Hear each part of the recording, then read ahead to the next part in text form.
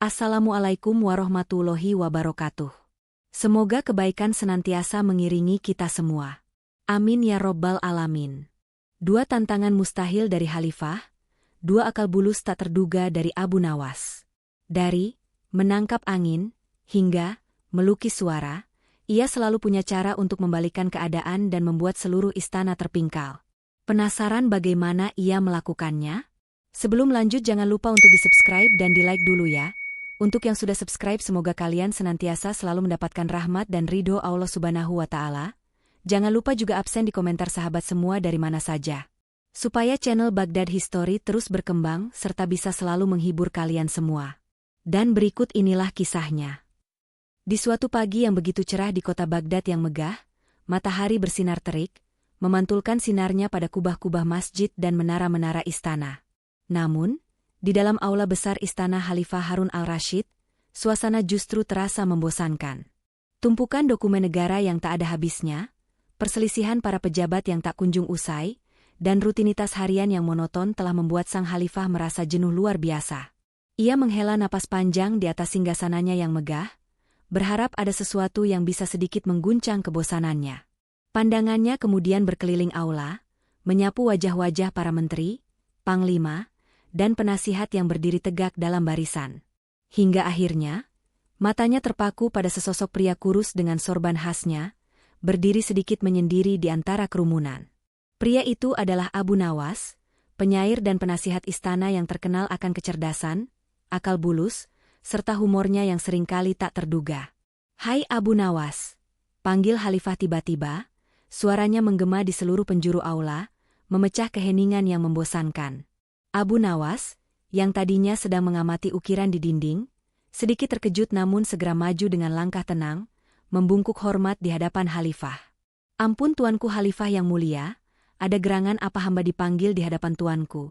tanyanya lembut. Sebuah senyum tipis, penuh niat jahil, terukir di bibir Khalifah.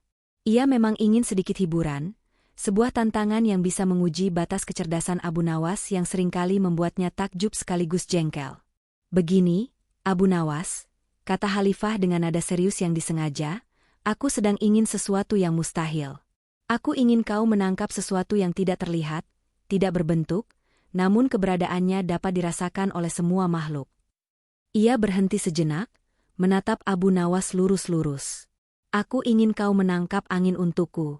"Ya, angin. Dan kau harus membawa angin itu ke hadapanku esok pagi. Jika kau berhasil, hadiah besar menantimu. Tapi jika gagal..." Khalifah tidak melanjutkan kalimatnya, namun isyarat matanya sudah cukup jelas. Mendengar permintaan yang begitu absurd dan tak masuk akal itu, para menteri dan penasihat istana yang lain saling berbisik. Bisikan mereka samar-samar terdengar di seluruh aula. Bagaimana mungkin seseorang menangkap angin? Itu jelas-jelas perintah untuk menjebak Abu Nawas. Kali ini ia pasti akan menyerah. Mereka semua menduga, kali ini Abu Nawas pasti akan menemui jalan buntu dan tak mampu menunaikan tugas yang mustahil ini. Senyum-senyum mengejek mulai terlihat di wajah beberapa orang. Namun, di luar dugaan semua yang hadir, Abu Nawas justru hanya mengangguk tenang, tanpa sedikit pun terlihat gentar atau kebingungan di wajahnya. Ia tidak menunjukkan ekspresi khawatir atau putus asa. "Baik, tuanku Khalifah yang mulia. Hamba akan berusaha sekuat tenaga dan pikiran hamba untuk memenuhi permintaan tuanku yang teramat mulia itu," jawab Abu Nawas mantap. Dengan tenang, ia kemudian undur diri dari hadapan Khalifah dan melangkah keluar dari istana. Pulanglah Abu Nawas menuju rumahnya dengan kepala yang dipenuhi berbagai pemikiran. Ia tahu ini bukan tugas biasa. Ini adalah jebakan kecerdasan dari Khalifah, yang sekaligus merupakan ujian baginya. Di rumah, istrinya yang melihat suaminya berjalan dengan pandangan kosong dan sedikit murung segera bertanya, "Ada apa, suamiku? Mengapa kau terlihat resah dan tegang? Apakah ada masalah di istana?" Abu Nawas duduk di sebuah bangku kayu, menghela napas. "Khalifah memberiku sebuah tugas, istriku. Sebuah tugas yang sangat aneh dan mustahil." Ia kemudian menceritakan permintaan Khalifah untuk menangkap angin. Istrinya ikut terheran-heran, tak percaya. Ia menatap Abu Nawas dengan bingung. "Bagaimana mungkin kau menangkap angin, suamiku?" Angin itu tak terlihat, tak bisa digenggam. Abu Nawas tersenyum tipis. Seutas ide mulai terbentuk dan menyatukan kepingan-kepingan pikiran di benaknya. Matanya berbinar. Percayalah padaku, istriku. Ada 1001 cara untuk memenuhi setiap permintaan, bahkan yang paling gila sekalipun. Jangan khawatir. Terkadang, sesuatu yang mustahil itu hanya perlu dilihat dari sudut pandang yang berbeda. Ia kemudian bangkit dari duduknya, bergegas pergi ke belakang rumah, menuju area kandang tempat mereka memelihara beberapa hewan ternak. Wajahnya kini terlihat lebih cerah, seolah telah menemukan kunci dari teka-teki Khalifah. Apa gerangan yang akan dilakukan Abu Nawas untuk menangkap hal yang tak kasat mata itu? Dan bagaimana ia akan membuktikannya di hadapan Khalifah yang cerdik itu?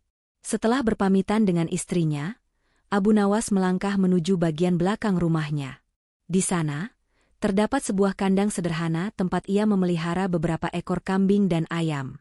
Biasanya, tempat itu adalah lokasi rutin untuk memberi makan ternak atau sekadar membersihkan kandang. Namun kali ini, Abu Nawas memiliki tujuan yang jauh lebih unik. Sambil melangkah, otaknya berputar cepat. Ia memikirkan kembali permintaan Khalifah. Menangkap angin. Bagaimana caranya menangkap sesuatu yang tidak terlihat, tidak berwujud, dan tidak bisa dipegang? Para menteri di istana mungkin akan mencoba membuat jaring raksasa atau wadah kaca kedap udara, tapi Abu Nawas tahu itu semua tidak akan berhasil. Kecerdikan sejati tidak terletak pada upaya mustahil, melainkan pada kemampuan melihat hal yang tidak terlihat oleh orang lain. Mata Abu Nawas menangkap sebuah kendi tanah liat berukuran sedang yang biasa digunakan untuk menyimpan air minum. Kendi itu tampak kosong dan bersih. Sebuah ide pun melintas di benaknya, sebuah ide yang begitu jenaka sekaligus berani, khas Abu Nawas. Ia tersenyum geli. Angin? Ya, angin, gumamnya. Memang tidak bisa dilihat, tapi bisa dirasakan. Dan Khalifah tidak bilang angin jenis apa yang harus kubawa. Ia kemudian mengambil kendi itu, memastikan tidak ada retakan atau lubang di sana. Setelahnya, ia masuk ke dalam kandang kambing. Di sana, seekor kambing jantan berbulu putih bersih sedang asyik mengunyah rumput. Abu Nawas mendekati kambing itu dengan hati-hati. "Maafkan aku, sahabatku," bisik Abu Nawas pada kambing tersebut. "Kau akan menjadi pahlawan hari ini, walaupun kau tidak tahu apa-apa."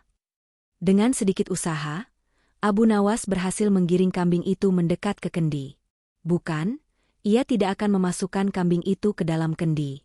Bukan pula akan menangkap angin dengan memasukkan kendi kosong ke udara. Rencananya jauh lebih licik dari itu. Abu Nawas lalu mengambil sebuah penutup kendi yang pas dan kuat. Ia memastikan penutup itu bisa menutup kendi dengan sangat rapat, tidak ada celah sedikit pun. Ia lalu meletakkan kendi kosong itu di dalam kandang, dekat dengan posisi kambing.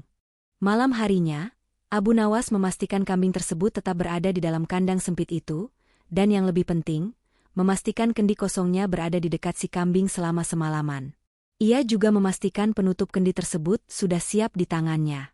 Ia tahu, untuk menangkap angin ini, ia harus memanfaatkan angin yang paling alami yang bisa dihasilkan oleh makhluk hidup. Saat fajar mulai menyingsing, dan ayam jantan mulai berkokok, Abu Nawas segera menuju kandang. Aroma yang menyengat langsung menyambutnya. Ia tersenyum puas. Itu adalah aroma yang ia harapkan. Dengan sigap, ia mendekati kendi tersebut. Menggunakan penutup yang telah disiapkan, ia dengan cepat dan rapat menutup mulut kendi.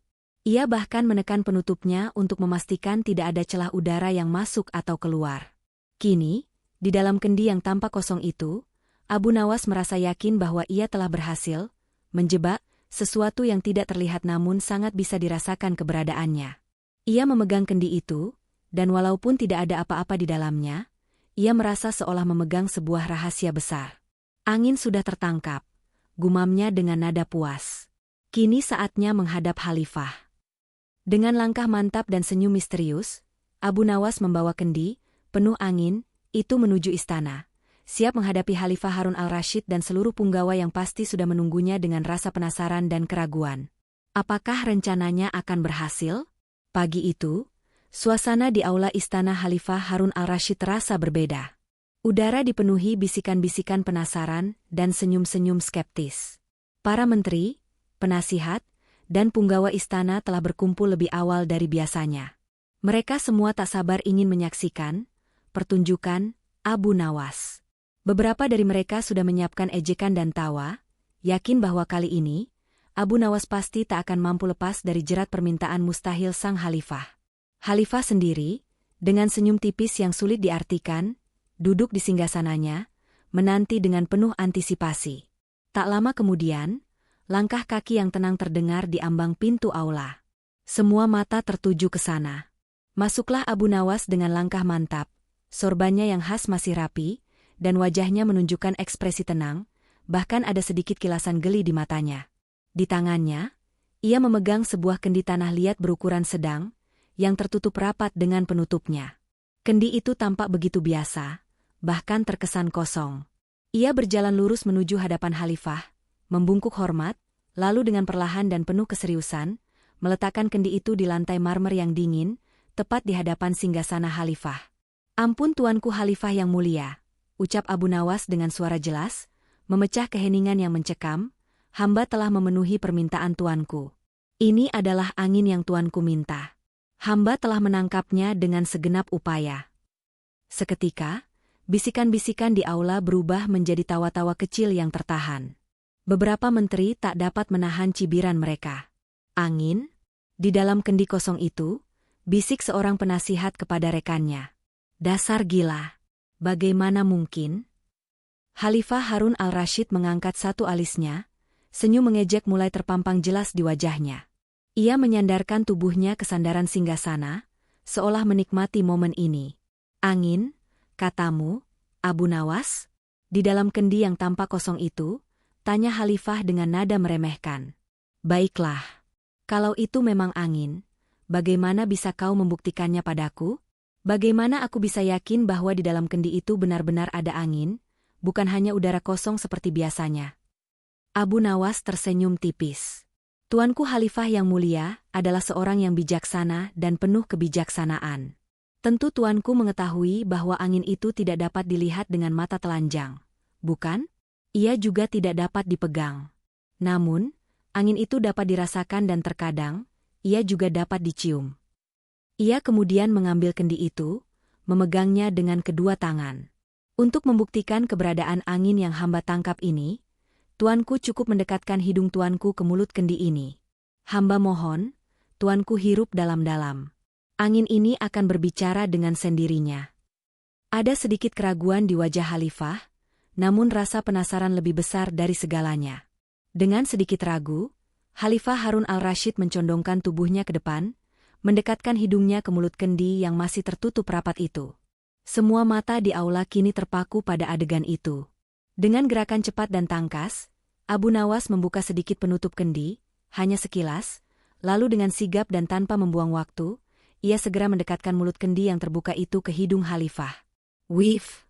Seketika itu juga, Khalifah Harun al-Rashid terperanjat mundur, wajahnya berubah masam. Ia segera menjauhkan hidungnya dari kendi sambil terbatuk-batuk hebat. Tangannya mengibas-ngibas di depan wajahnya seolah ingin mengusir sesuatu yang tak terlihat. Hembusan udara dingin yang menyengat, disertai dengan bau busuk yang luar biasa pekat dan tak sedap, menyeruak dari dalam kendi dan langsung memenuhi lubang hidung Khalifah. Bau apa ini, Abu Nawas?" seru Khalifah, wajahnya berkerut jijik, matanya berair karena bau yang menyengat itu. "Ini bukan angin biasa. Ini bau busuk sekali." Abu Nawas membungkuk hormat, menahan senyum puas yang hampir saja meledak di wajahnya. "Ampun tuanku Khalifah," jawabnya dengan nada serius yang dibuat-buat, namun matanya berkilat jahil. "Itulah angin yang hamba tangkap semalaman. Di dalam kendi ini, semalam suntuk hamba memasukkan seekor kambing yang sedang kekenyangan rumput.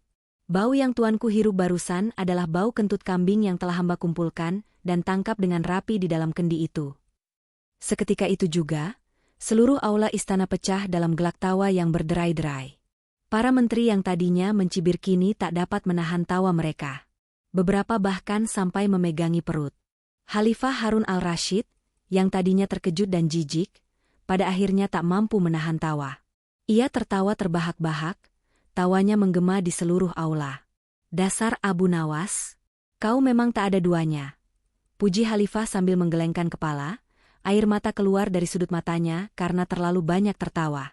Kau berhasil menangkap angin dengan caramu sendiri, dan memberiku pelajaran yang tak akan kulupakan.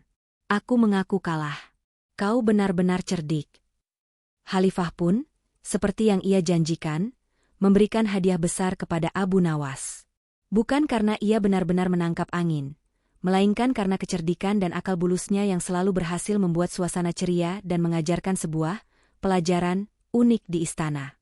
Abu Nawas sekali lagi membuktikan bahwa dengan sedikit akal, keberanian, dan cara pandang yang berbeda, hal yang paling mustahil pun bisa diwujudkan dengan cara yang paling jenaka. Tentu, mari kita buat cerita lanjutan dari kisah Abu Nawas menangkap angin. Kali ini, kita akan melihat bagaimana kecerdikan Abu Nawas kembali diuji setelah kemenangannya yang gemilang. Kemenangan Abu Nawas dalam menipu angin dengan kentut kambing telah menjadi buah bibir di seluruh Baghdad. Khalifah Harun al-Rashid seringkali tertawa sendiri mengingat kejadian itu, dan hadiah besar yang diberikan kepada Abu Nawas semakin menaikkan pamornya di mata rakyat. Namun, tidak semua orang senang dengan popularitas dan kecerdikan Abu Nawas. Salah satu yang paling terusik adalah Wazir Ja'far, penasihat utama Khalifah. Ja'far merasa tersaingi. Selama ini, ia selalu menganggap dirinya yang paling cerdas dan paling dipercaya oleh Khalifah. Namun, tingkah laku Abu Nawas yang nyeleneh dan kemampuannya menyelesaikan masalah dengan cara tak terduga selalu saja mencuri perhatian Khalifah, bahkan mengalahkan kebijaksanaan Ja'far yang kaku dan formal. Ini tidak bisa dibiarkan, gerutu Wazir Ja'far pada dirinya sendiri suatu sore, saat ia menyaksikan Khalifah masih saja tersenyum-senyum sendiri mengingat kisah kentut kambing Abu Nawas. Popularitas Abu Nawas sudah terlalu jauh. Aku harus melakukan sesuatu untuk menjatuhkannya, atau setidaknya, membuatnya malu di hadapan Khalifah. Ja'far mulai memutar otak. Ia ingin memberikan tugas kepada Abu Nawas yang jauh lebih rumit, jauh lebih tidak mungkin, dan yang terpenting, tidak ada celah untuk Abu Nawas bisa berkelit dengan akal-akalannya. Sebuah ide jahat pun muncul di benaknya. Keesokan harinya, Wazir Ja'far menghadap Khalifah Harun al-Rashid dengan wajah serius. "Ampun Tuanku Khalifah," ujarnya, "hamba telah memikirkan bagaimana cara terbaik untuk menguji kecerdasan rakyat tuanku.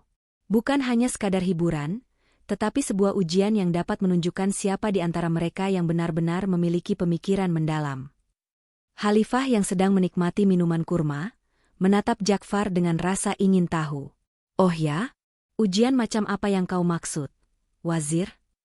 "Hamba rasa, kita perlu menguji kemampuan mereka dalam memahami hal yang paling abstrak, Tuanku," jawab Ja'far, matanya melirik ke arah Abu Nawas yang kebetulan berada tidak jauh dari sana. "Hamba ingin mereka membuatkan tuanku sebuah lukisan tentang suara. Lukisan yang benar-benar bisa menunjukkan bagaimana wujud sebuah suara." Khalifah mengangkat alisnya. Ide itu terdengar lebih aneh daripada menangkap angin. Melukis suara? Bagaimana bisa? Namun, ia melihat tatapan penuh arti Ja'far ke arah Abu Nawas. Khalifah tahu, ini adalah upaya Ja'far untuk menyingkirkan saingannya. "Sebuah lukisan suara, katamu?" Khalifah tersenyum tipis, ide jahilnya kembali muncul. "Baiklah, itu ide yang menarik, Wazir. Siapa yang akan kau tunjuk untuk tugas ini?" Ja'far segera mengambil kesempatan. "Hamba rasa, orang yang paling pantas untuk tugas ini adalah Abu Nawas, tuanku. Setelah ia berhasil menangkap angin, tentu ia juga bisa melukiskan suara. Bukankah begitu, Abu Nawas?" Wazir Ja'far memandang Abu Nawas dengan senyum licik yang tak dapat disembunyikan. Abu Nawas, yang mendengar percakapan itu, tidak menunjukkan ekspresi terkejut. Ia hanya tersenyum tipis, seolah sudah menduga akan ada tantangan baru setelah kemenangannya yang lalu.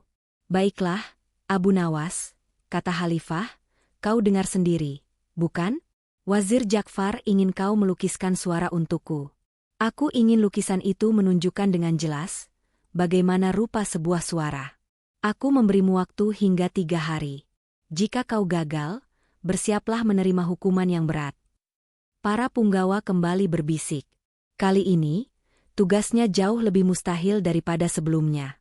Melukis angin saja sudah aneh, apalagi melukis suara. Bagaimana Abu Nawas akan mengatasi tantangan kali ini? Wazir Ja'far tersenyum puas, yakin bahwa Abu Nawas pasti akan menyerah. Abu Nawas hanya membungkuk hormat. Hamba akan berusaha sekuat tenaga, Tuanku Khalifah. Mohon restu Tuanku. Pulanglah Abu Nawas dengan pikiran yang kembali berputar. Lukisan suara? Kali ini, trik kentut kambing tidak akan mempan. Bagaimana caranya ia bisa menggambarkan sesuatu yang hanya bisa didengar, bukan dilihat?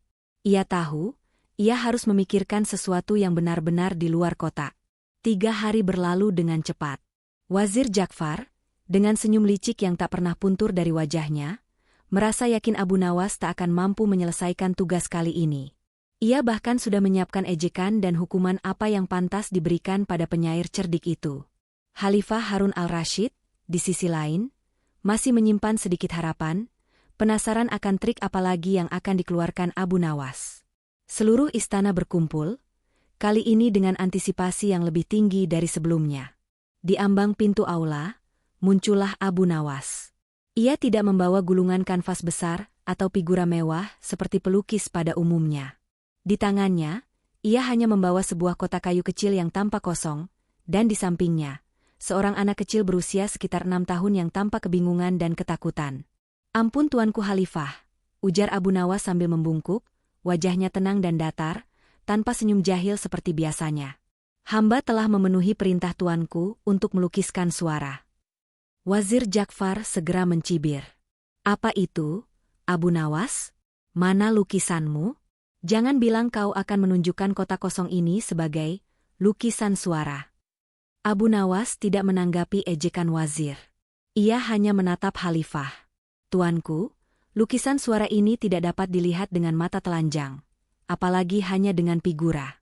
Ia hanya bisa disaksikan dan didengar dengan hati. Khalifah Harun al-Rashid mengerutkan kening. Apa maksudmu, Abu Nawas? Jangan bertele-tele.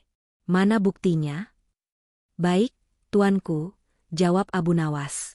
Ia kemudian meletakkan kotak kayu kecil itu di depan Khalifah, lalu tiba-tiba, tanpa aba-aba, ia mengambil sebuah tongkat kayu kecil dan memukulkannya dengan keras ke samping kotak tersebut. Duk! Suara keras dan tiba-tiba itu membuat semua orang di aula terperanjat kaget.